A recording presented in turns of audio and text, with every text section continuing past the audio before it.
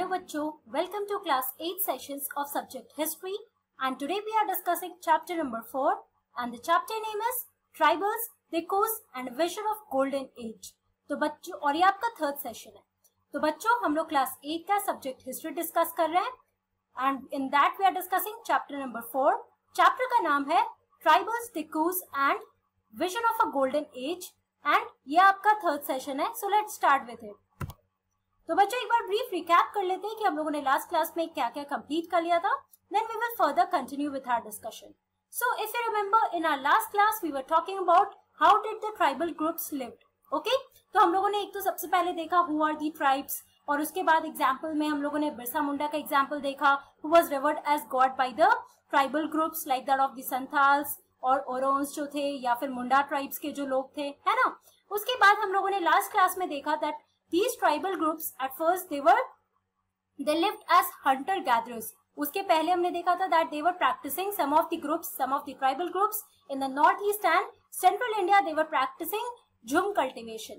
फिर और जो बाकी के tribes थे वो लोग क्या कर रहे थे, तो some of these tribal groups they were working as hunter gatherers। Now who are these hunter gatherers?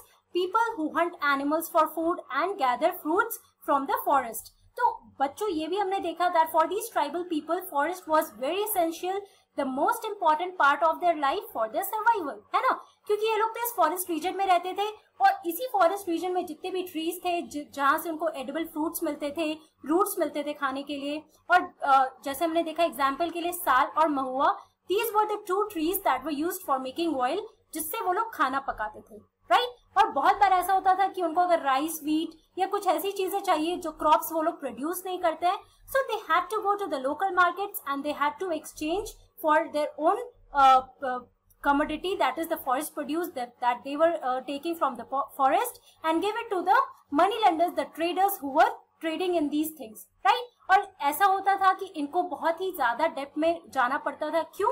क्योंकि ये जो मनी लेंडर्स थे या फिर जो ट्रेडर्स थे वो लोग हर एक प्रोड्यूस का प्राइस बहुत हाई रेट पे रखते थे, राइट। और ये जो हमारे हंटर गैदरर्स थे, these people they were not working, तो इन लोगों के लिए बहुत मुश्किल होता था कि किसी तरीके से वो लोग पेमेंट कर पाते थे, इसलिए वो हमेशा कर्ज में रहते थे, राइट। फिर हम लोगों ने देखा that there were some tribal groups that were living by herding animals. Okay, हम लोगों ने एग्जांपल्स में भी देखा that the Van Gujjar groups of Punjab hills या फिर डिफरेंट रीजन्स में, कश्मीर के रीजन में there were the tribal groups, right, जो they were herding animals and what animals were herded, that of the sheeps, goats and cattles, जिनको वो एक प्लेस से दूसरे प्लेस तक ले जाते थे। वाई? क्योंकि एक रीजन में जब ग्रासेस खत्म हो जाते थे, उनका शॉर्टेज हो जाता था, so they had to move with the herd to another place जहाँ पे उनको ग्रास मिलता था, because those cattles, goats, these animals they were feeding on those grasses only, right। तो ये हमारे कुछ tribal groups थे who were herding animals as their occupation।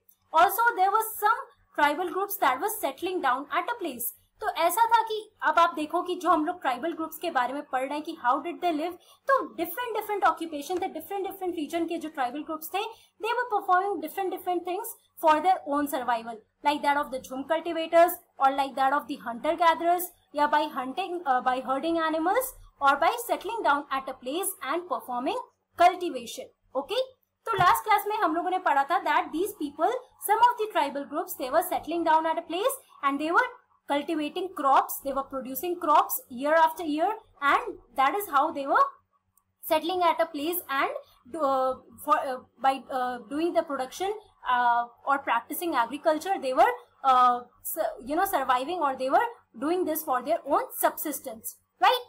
तो जब बच्चों अब देखो जैसे पिछले 2 चैप्टर्स में आपने देखा कैसे कैसे वो हमारे जो ब्रिटिश ऑफिशियल्स थे they started coming into the Indian territory, right। तो पहले तो इनका बंगाल रीजन में बहुत ज्यादा इनका होल्ड था, फिर धीरे धीरे इन्होंने पूरा नॉर्थ ईस्टर्न रीजन या फिर साउथ इंडिया हो, सेंट्रल इंडिया हो, धीरे धीरे they started capturing all these territories. अब आप लोगों ने देखा कि जो हमारे ट्राइबल ग्रुप्स हैं वो लोग सेंट्रल इंडिया में भी है, वो लोग वेस्टर्न पार्ट में भी है, नॉर्दर्न पार्ट में भी है, सर्दर्न पार्ट में भी है, ईस्टर्न पार्ट में भी, राइट।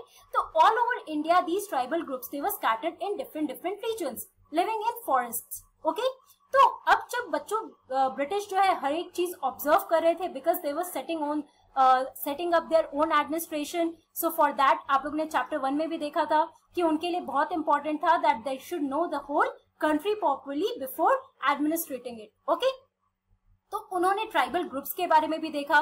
पिछले चैप्टर में जैसे फॉर एग्जांपल आप लोगों ने देखा कि जो पेजेंट्स थे उनको कैसे ये लोग बहुत ज्यादा उनको हरास किया जाता था. They were forced to produce crops for the British officials, right, कि ये जो भी क्रॉप्स ये लोग प्रोड्यूस करवाते थे हमारे कंट्री में, these were exported to European region और ब्रिटेन.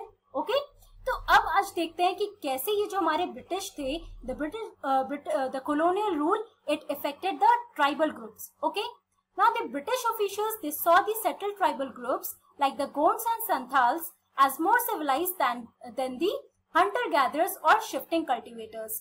तो बच्चों ऑब्वियसली वो लोग नोटिस कर रहे थे कि डिफरेंट रीजन में कौन कौन से ट्राइबल ग्रुप्स हैं that were living in those regions and what were they practicing, what was their lifestyle, what was their tradition और द कस्टम्स. तो उन लोगों ने देखा that the settled tribal groups, अब ये सेटल्ड ट्राइबल ग्रुप्स कौन कौन से, तो हमारे गोंड्स एंड दी संथाल्स जो ईस्टर्न इंडिया में. ओके, तो ये लोग बहुत ज्यादा सिविलाइज थे rather than those of the hunter gatherers, the people who were living a nomadic life or the shifting cultivators, people who were practicing the jhum cultivation or the shifting cultivation. Okay, also those who lived in the forest were considered to be wild and savage. They needed to be settled and civilized. तो बच्चों यही जो Hunter gatherers हैं, जो shifting cultivators थे, तो these people they were obviously living in the forest, है ना. धीरे धीरे जो लोग settle life, the people who started living this settle life, वो लोग विलेजेस में जाना शुरू किए, वहां पे वो लोग रहना शुरू किए because the agriculture could be only done in those areas, है ना. तो इसीलिए people who were living in forest they were treated as wild and savage. उनको बहुत ही अनसिविलाइज्ड तरीके से देखा जाता था by the British officials, and also they needed to be settled and civilized as per the British officials. Okay, now here you can see the Gond tribes of central India and the Santals of eastern India. Okay, this is the picture showing the both the tribes, the Gond and the Santhal tribes. तो बच्चों अब देखते हैं कि how did the colonial rule affect the tribal lives. Now first of all let us see what happened to the tribal chiefs. अब ये tribal chiefs कौन थे, तो जैसे फॉर एग्जाम्पल आपकी फैमिली में there is always head of your family, वो आपके ग्रैंडफादर या ग्रैंडमदर जो घर के सबसे बड़े होते हैं, ही और she is called the head of the family, है ना. तो likewise when we are talking about the tribal groups, in that also there were the tribal chiefs who were the head and who took major decisions of the people who are living in that particular tribal group. Now let us see how did the British rule और the colonial rule it affected the life of the tribal chiefs. Now, before the arrival of the British, in many areas, the tribal chiefs were important people. तो बच्चों ये जो tribal chiefs थे वो बहुत ही important हुआ करते थे because they were the head of those tribal groups. उनको बहुत ज्यादा रेवरेंस, उनका बहुत ज्यादा रिस्पेक्ट हुआ करता था by each and every member of the tribal groups. वो लोग जो भी डिसीजंस लेते थे वो पूरे ग्रुप के लिए माना जाता था and each and every individual had to follow that decision. Okay, now they enjoyed a certain amount of economic power and had the right to administer and control their territories. तो बच्चों ये जो हमारे ट्राइबल चीफ्स थे British के आने से पहले, these people they had very certain amount of economic power, right, कि उनके वो उनका जो भी रीजन था वहां से जो भी कलेक्शन होता था या फिर जो भी रीजन में फॉरेस्ट प्रोड्यूस होता था उन पे उनका एक इकोनॉमिक होल्ड होता था. Okay, also they had the right to administer और कंट्रोल देयर टेरिटरीज. अब जो भी फॉरेस्ट रीजन में जहां भी पर्टिकुलर एरिया में रह रहे तो वहां जो ट्राइबल चीफ्स थे they were administrating that particular area and they were having the control of that particular area. Okay, now that was happening before the British had arrived. Now, in some places, they had their own police and decided on the local rules. तो बच्चों बहुत reason में तो ऐसा भी था that these tribal chiefs they had their police and also they decided the local rules. जैसे मैंने बताया कि जो भी policy decisions उनको अपने community में लेना होता था, so they made their these rules and these rules they were followed by the tribal groups. Okay, now these local rules were made on the land and forest management. क्योंकि उनके लिए forest सबसे important चीज था, right, that was most important source for them for their survival. Now under the British rule the functions and the powers of tribal chiefs change considerably. तो जैसे ही British rule आया, जैसे ये लोग इंक्रोच करने लगे, इंटरवीन करने लगे ये ट्राइबल ग्रुप्स में, ये फॉरेस्ट एरियाज में, तो जो भी फंक्शंस या जो भी पावर्स थे ट्राइबल चीफ्स के दे स्टार्टेड चेंजिंग. बहुत कंसिडरेबल अमाउंट में ये चेंज होने लगा। वाई? बिकॉज धीरे धीरे जितने भी पावर्स और जो भी फंक्शंस परफॉर्म करते थे tribal chiefs, they were taken from them. उनसे ये सारा पावर, उनसे ये सारा फंक्शन सब कुछ छीन लिया गया था, क्योंकि अब जो उस टेरिटरी पे कंट्रोल किसका था? ब्रिटिश का था। Now these British people they always wanted कि जो भी जिनको ये सब्जुकेट कर रहे हैं, जिनको ये रूल कर रहे हैं, उनको हमेशा ये लोग दबा कर रखते थे, राइट? तो यही केस था ट्राइबल चीफ्स के साथ भी। Okay, now they were allowed to keep their land titles over a cluster of villages and rent out lands, but they lost much of their administrative power and were forced to follow laws made by British officials in India. तो बच्चों ऐसा होने लगा that these people, इनको तो इनका land title मिला ही, जो हमारे ट्राइबल चीफ्स थे, जो हमारे ट्राइबल ग्रुप्स रहे थे इन पर्टिकुलर फॉरेस्ट एरिया, और over a cluster of village जो भी इनका लैंड टाइटल्स था, these people they were allowed to keep those lands. Okay? या फिर आप लोग अगर वो tribal chiefs they wanted to rent out their lands to particular person, तो इस चीज के लिए भी उनको फ्रीडम मिला था। बट जो भी उनका एडमिनिस्ट्रेटिव पावर था, जो ब्रिटिश रूल के आने के पहले दैट वाज मच प्रोमिनेंट, वो एडमिनिस्ट्रेशन पावर अब धीरे धीरे कमते गया। Why? Because they were forced to follow the laws और the rules, the forest laws और the land management rules that was made by the British. तो जितने भी पॉलिसीज, जितने भी लॉज अब पूरे कंट्री के लिए हो रहा था या पर्टिकुलर टेरिटरी में ब्रिटिश अप्लाई कर रहे थे, इसको भी फोर्सफुली अप्लाई किया जा रहा था on these tribal people, on the tribal chiefs. तो इस तरीके से आप देख रहे हो कि पहले इनका फंक्शन और इनका एडमिनिस्ट्रेटिव पावर बहुत ज्यादा था, इनका इकोनॉमिक होल्ड था एक पर्टिकुलर टेरिटरी पे, बट धीरे धीरे ब्रिटिश के आने के बाद ये सारे पावर्स, ये सारे फंक्शंस डिमिनिश होने लगे, है ना? Also they had to pay tribute to the British and discipline the tribal groups on behalf of the British. They had to pay tribute. अब आप लोगों ने देखा जैसे नवाब्स थे बंगाल के, या रूलर्स थे, राजास थे, उनको भी ट्रिब्यूट देना होता था।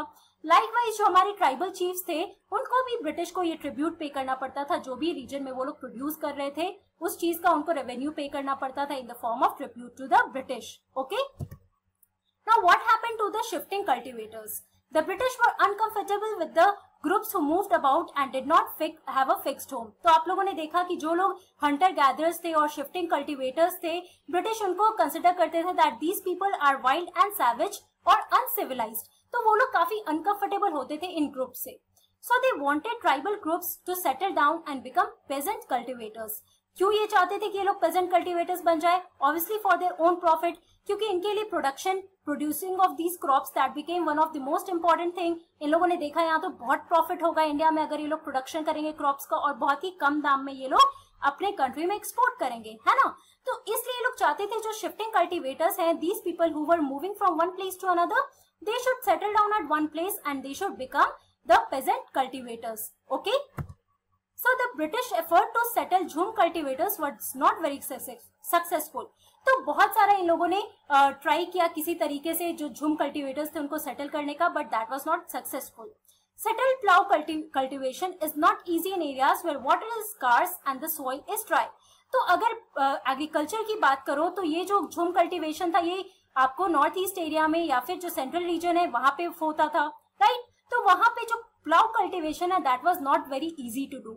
Okay, now Jhum cultivators who took to plough cultivation often suffered since their fields did not produce good yields. तो obviously these Jhum cultivators they were not happy with the fact कि उनको forcefully peasant cultivators बनाया जा रहा था, उनको peasant cultivation करना था। Why?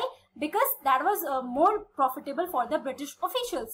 तो ये लोग plough cultivation जो करते थे उसमें Jhum cultivators को suffer करना पड़ता था, क्योंकि जो भी फील्ड्स थे उसे बहुत ज्यादा yield नहीं होता था, बहुत ज्यादा प्रोडक्शन नहीं हो पाता था, बहुत अच्छे क्रॉप्स नहीं मिल पाते थे because of the scarcity of water and also the soil condition. Okay, तो बच्चों आज की क्लास में हम लोगों ने क्या पढ़ा? We talked about the tribal groups again and also how did the colonial rule it affected the tribal people. Okay, in our next class we are going to talk more about the forest laws and how this colonial rule was also affecting these tribal people in other ways. Okay, so that's all for today. Thank you very much and have a nice day.